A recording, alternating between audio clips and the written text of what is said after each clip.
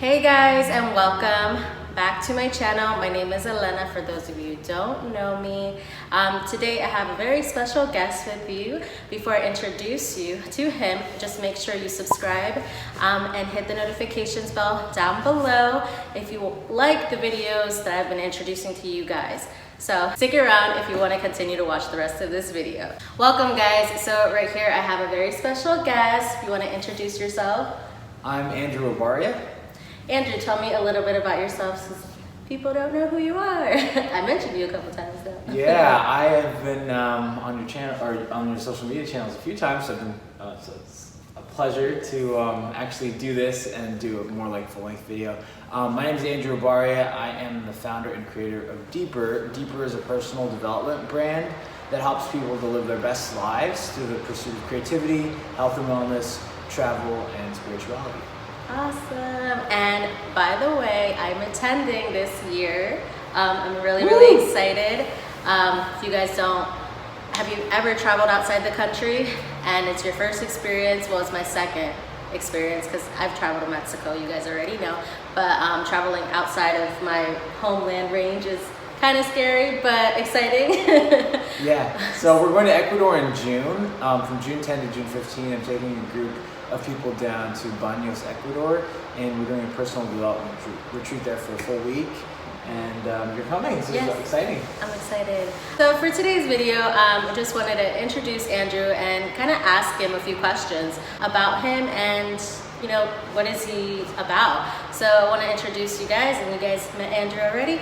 My questions for you, Andrew, is after so many years, and I'm sure you've hit a lot of walls and bumps and so on, how do you continue to stay motivated throughout your journey of entrepreneurship? Such a good question. Like you said, when you're an entrepreneur, it's a long journey. And like you said, there's a whole bunch of bumps and roadblocks along the way. I think what really motivates me to keep going is the mission that I have, to really help people uncover their best. And I know that it's driven for me because that's sort of the process and the way in which I live my life. And so if I'm not doing that in the world, everything else sort of feels second rate. And so, yes, there's going to be difficulties along the way, and yes, there's going to be problems, but really, if you're not moving in that direction, and even if it's just moving forward like a millimeter or an inch, or having to stop and look at the wall that's in front of you because it's not letting you move forwards, I'd rather be pointed in that direction than pointed in any other direction. Yeah, that's true. I definitely agree with you.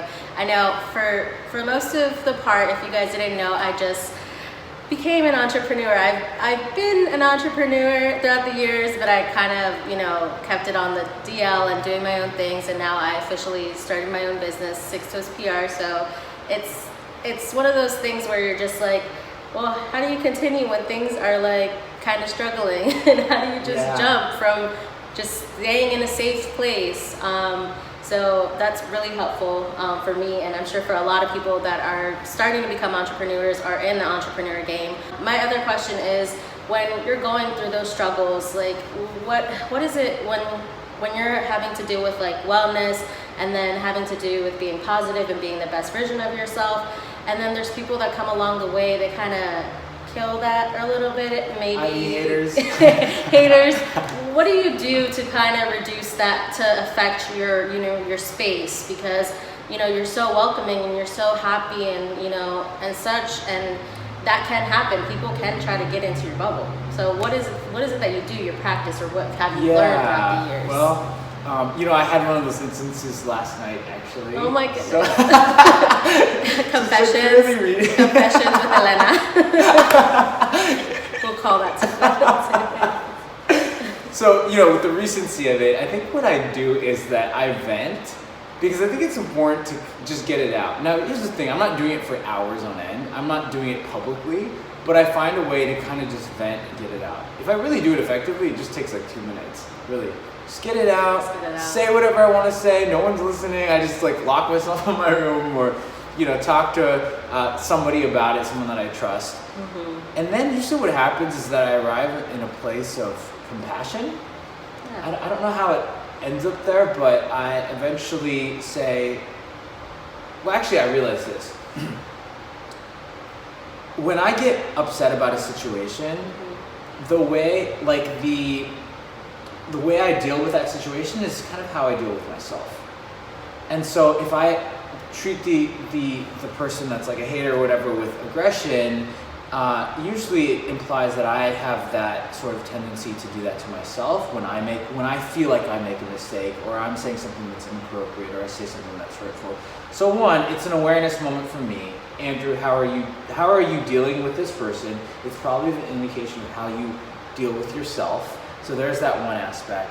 But then the second aspect is you see how someone's treating you or whatever, and you realize that it ticks you because you've done it before, or you've had those tendencies, or it really, things will not bother you unless there's something about you that sort of like resonates at that frequency. So I think somehow I get to that level where I realize, oh, I do this too in my own way, or I've done it a lot in the past, or whatever that sort of realization is, and then I land in a place of compassion, and then usually there's this moment where my emotion kind of subsides, and then I can kind of like more compassionately and logically problem solve. And usually there's some sort of resolution where it's like this non-aggressive, non-emotional response. And I think that's how it usually plays out for me. This is why I love Andrew. He's like a wise old man. Sometimes. Because from everything that you've been saying, it's a lot of just like holding and self-reflecting. Yeah. Because there's not many people that have that control. Like, well, I'm not saying I'm good at it. I'm just saying this is the process that I'm learning. So. Yeah, and it's a good process because it is true. Like, especially with having to do with other people's opinions, you got to put yourself in their shoes, or you got to try to put them in your shoes, and kind of, mentally and process everything. So it makes sense, and I know it's probably not that easy. I understand. I've had those situations where like I kind of like either vent as well, or I actually just like kind of like blow off the person and be like, hey, like whatever, forget them, like, and I just keep my day going, and then the next day and so on, because there's always going to be people that have a different opinion, and there's always going to be downers. And then when you're a dreamer and you're a person that visions more, the possibilities are endless, and you're not limiting yourself to one thing. So when it comes to being an entrepreneur and having all these visions, you're going to have people that are going to be like, no, like, you're wrong, or how do you think that's going to work? Yeah. Well, I'm going to make it work. Yeah. I think you bring up a good point too, because I used to think that, oh, okay, well, if I have these people hating me or whatever, spewing out this negativity, that my end goal is to be 100% compassionate and loving to them. I'm not saying that that's not good. I think a lot of times it ends up like that, but I think there's something you're saying that's really important. Sometimes getting to a place of neutrality and saying, I'm just going to push you to the side. I'm not doing it hatefully. I just have business to do. I got to do I'm going to change the world. I can't spend time on this person changing their opinion, changing their thought. I'm just going to lovingly, or at least neutrally, push them to the side so I can point myself in the direction of where I want to go. That's a really good point. And if it's somebody that's close to you, family-wise and so on, it's, it's just because you can't detach completely when it has to do with family. It's okay. Like, it's not that you don't love them. It's not that you don't want to be, like, you just don't have the same vision. And then when it has to do with strangers, like, blow them off. Like, they have nothing to do with you in your life. Right. Always be kind, of course, but it's just, they're just not part of your circle, or not a part of those people that you meet. Because I feel like when it comes to our journeys in life, we meet every single person for a specific reason, and we don't necessarily always have to be connected, but that person can make an impact in your life to help you make the next step towards what you want and what you have envisioned. So we need to hang out more. I'm saying we need to have Elena Tea Thursdays with Elena.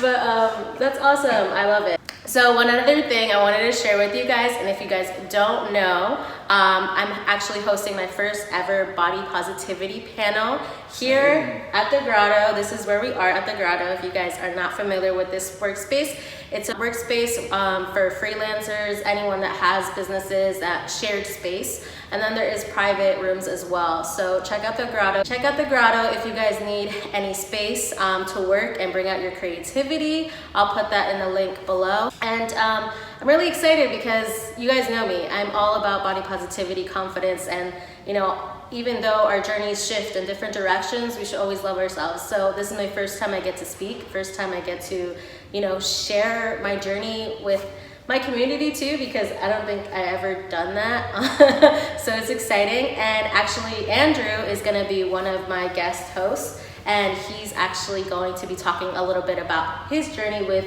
body positivity and how he came about with learning of self-acceptance and self-love. So you want to just say a little intro about it? Well, I gotta give you props because I work in fields like creativity and spirituality, and there's a lot of people that say these phrases like, oh, just accept yourself, or self-love or whatever. And then I like to get a little bit more, like a little deeper into what that concept actually means. And Elena is someone that can really explain these concepts really well. She's actually the first person that's really helped me to realize the concept of like body positivity, right? So it's like this thing where I used to think that phrase meant, oh, just accept yourself and like don't do anything to make yourself better. But this idea that you are in your body and you have two choices. Either A, you're going to be really negative about yourself and really like harsh and critical about yourself, or B, you have the same body, but you're just going to be positive about your outlook. You're going to be more loving to yourself. And I know that sounds so simple, but I don't think there's enough people out there that explain that concept well. So I'm really looking forward to this panel to hear your story more, because it's an incredible story, and then to share more of mine. So really excited overall. It's going to be a panel to discuss and share our stories. We're also going to have another guest, Gina Nuenes. She's a Zumba instructor. I love her. She's the best. She's welcoming of all different shapes and sizes. When you go to her classes, she's just absolutely the best. My brand Deeper has a yoga studio, and it's here at the Grotto. So it's just a celebration, and we get to discuss and have a community that's welcoming, because it's hard to find. We have this community online, which is amazing, but it's even more amazing when you have it in person, because you actually get to live it together, and you get to have more time and actually connect.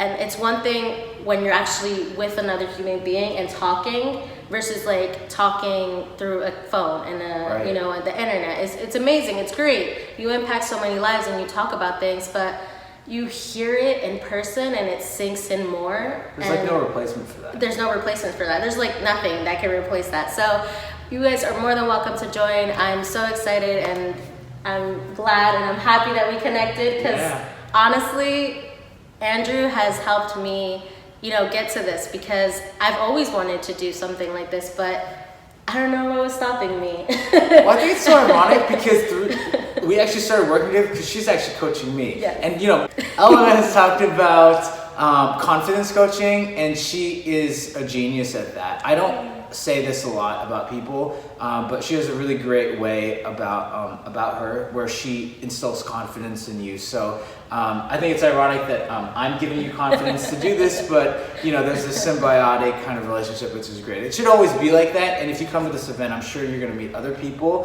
where you can learn from and contribute to their lives. And it's this really authentic community where we're really exchanging and growing better as one. It's going to be amazing. You're going to have amazing people and to connect with amazing people. So I hope to see you guys there. Thank you guys so much. And we'll see you Friday the 24th. See you soon.